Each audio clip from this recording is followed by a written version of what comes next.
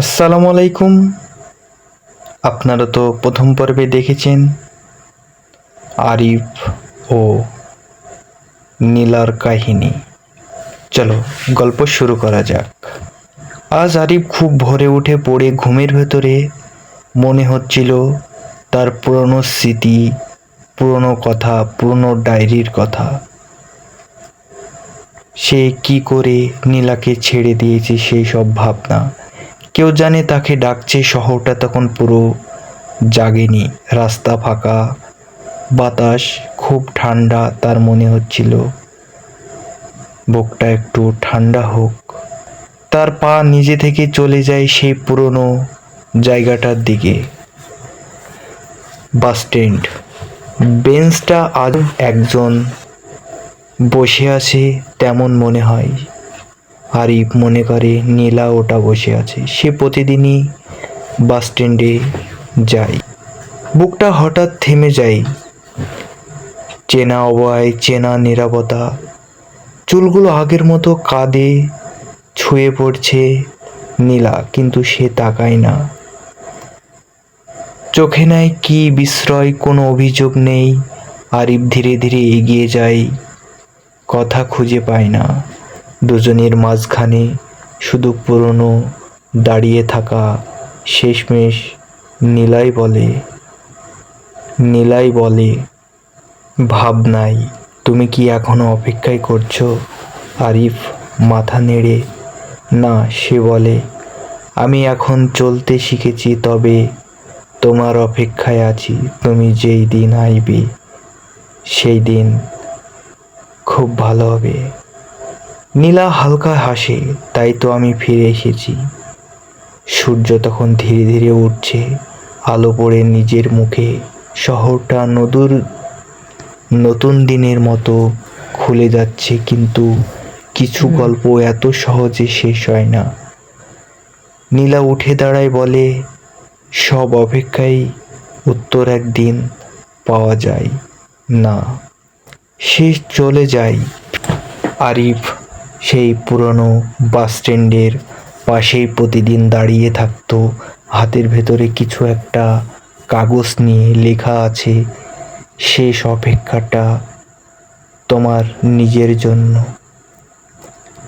পরের দিন সকালটা, সূর্যটা তখন পুরোপুরি উঠছে। আবারও সেই বাস স্ট্যান্ডে চলে যায়। লোকজন বাড়ছে, কিন্তু নীলা আর ফিরে আসে না। যেন কেউ নেই তার হাতে হাত ধরে থাকার মতো। তখন সে পুরনো চিঠিটা, কাগজটার দিকে সে আবারও তাকায়। শেষ লাইনটা বুকের ভেতরে ধীরে ধীরে নেমে আসে। শেষ অপেক্ষাটা তোমার জন্য নীলা। এই প্রথম সে বুঝতে পারে নীলা অপেক্ষায় তাকে থামিয়ে রাখেনি, বরং তৈরি করেছে।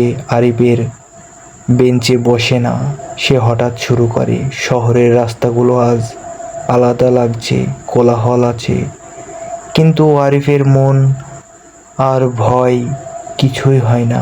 অতীতের কথা তার বারবার মনে পড়ে, আর চোখে অশ্রু ঝরাতে শুরু করলো। তারপর আরিফ বাস স্ট্যান্ডে থেকে চলে আসার পর লাইব্রেরির সামনে দিয়ে যেতে যেতে সেই পুরনো স্মৃতি, পুরনো কথা সবই মনে পড়ে গেল।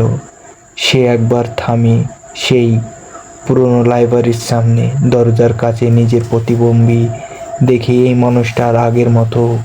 আরিফ এখন সে জানে, ভালোবাসা মানে শুধু কাউকে পাওয়া নয়, ভালোবাসা মানে নিজেকে হারিয়ে না ফেলা।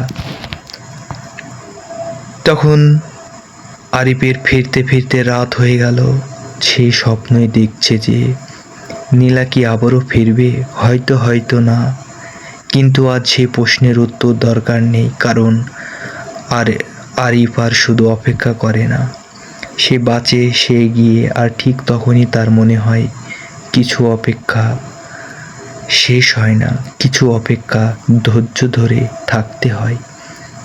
তার রূপ বদলাই, আমি অপেক্ষায় আছি, কিন্তু এখন আমি নিজেকেই খুঁজছি। তখন হঠাৎই আরিফের ঘুম ভেঙে যায়। শেষে বলে, কিছু হয়নি, কিছু গল্প শুধু একটু থামে শ্বাস নিতে। তখন দেখতে দেখতে প্রায় মাস কয়েক কেটে গেল। আরিফ এখন আর বাস স্ট্যান্ডে যায় না। তার সকাল শুরু হয় কাজের মাধ্যমে আর রাত শেষ হয় ডায়েরির মাধ্যমে। আজ আজ তার প্রথম লেখা অনলাইনে প্রকাশ করেছে। চলো গল্পটা সুন্দরভাবে বলছি। শিরোনামটায় অপেক্ষায় আছি, লোকজন বাড়ছে, কিন্তু লোকজনের ভিড়ে আমি ধৈর্য ধরছি। এই গল্পটা আমার নিজের মতো করে লিখছি। এতদিন যা বলতে পারিনি তা আমি বলে শোনাবো। আরিফ অবাক হয়ে বলল যে তার অপেক্ষার জন্য কারোর আশ্রয় হতে পারি। সেদিন সন্ধ্যায় আরিফ একটা অচেনা মেসেজ পেল। তুমি কি লিখতে শুরু করেছো? নীলা বলল। এটা আমার অপেক্ষায় বলল, নাম নেই, তবু আরিফ জানে। আরিফ তখন বলল, আমার ডায়েরিতে লিখতে ভালোবাসি। কিন্তু এবার আর দাঁড়িয়ে থাকে না, সে উত্তর দেয়, আমি আর অপেক্ষা করি না, তবে সুন্দরভাবে পথ চলা শুরু করেছি। তখন মোবাইলটার ফোনটা কেটে দিয়ে সে জানালার বাহিরে তাকাচ্ছে, বৃষ্টি পড়ছে। তখন নীলা ওদিকে কান্না করছে। নীলা বলছে যে